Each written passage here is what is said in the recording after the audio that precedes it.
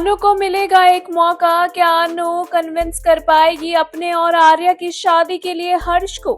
जी हाँ, हम बात कर रहे हैं जी टीवी के पॉपुलर टेलीविजन सीरियल तुमसे तुम तक के बारे में, जहां अपकमिंग एपिसोड में आपको काफी सारा ड्रामा देखने को मिलने वाला है। जहां एक और हर्ष अनु और आर्या की शादी के लिए साफ तौर पर खिलाफ है, लेकिन अब अनु ठान चुकी है कि वह कुछ भी करेगी, लेकिन हर्षवर्धन यानी कि हर्ष को, जो कि आर्या का भाई है, और आर्या अपने भाई की बात को नहीं टालता है और वह हर्ष को अपने और आर्या की शादी के लिए मना कर ही रहेगी।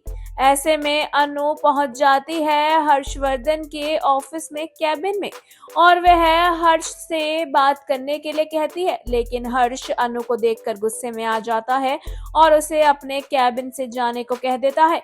वह उसे अपने कैबिन से निकाल देता है, लेकिन अनु हार नहीं मानती है।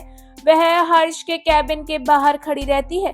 वह करीब 3-4 घंटे तक हर्ष के कैबिन के बाहर खड़ी रहती है और इस बात का पता आर्या और जेंडे को भी चलता है। जेंडे आर्या से बताता है कि अनु बहुत देर से हर्ष के कैबिन के बाहर ही खड़ी है और आर्या अनु को ऐसा करने से मना करता है। आर्या अनु के पास जाता है और कहता है कि तुम ये सब मत करो, मैं खुद हर्ष से बात कर लूंगा, लेकिन अनु साफ तौर पर आर्या से मना कर देती है। वह कहती है कि जब आप मेरे पापा को मना रहे थे शादी के लिए, तब आपने भी मेरी नहीं सुनी थी और अब मैं भी आपके भाई हर्ष को इस शादी के लिए मना कर ही रहूंगी।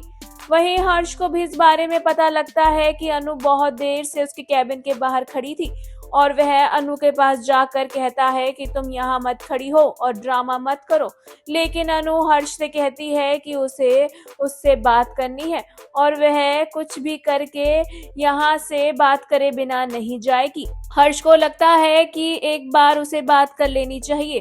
अगर वो एक बार उससे बात कर लेता है तो क्या पता ये यहाँ से चली जाए। हर्ष अनु की बात सुनने के लिए उसे कैबिन में बुलाता है। अनु हर्ष से कहती है कि वह ये जानना चाहती है कि आखिर वो इस शादी के लिए हाँ क्यों नहीं कर रहे हैं। हर्ष कहता है कि कई सारी बातें हैं, तुम्हारा और हमारा स्टेटस मैच नहीं करता और भी कई चीजें हैं, जैसे कि भैया और तुम्हारी एज में एज गैप।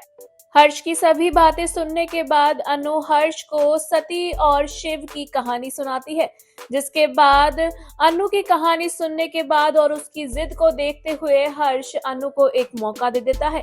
वहीं अब अनु को एक मौका तो मिल गया है, लेकिन ऐसे में इस मौके का किस तरह से इस्तेमाल करेगी अनु, क्या करने वाली है अनु, ये देखना वाकई में दिलचस्प होगा। क्या हर्ष अनु और आर्या की शादी के लिए मान जाएगा?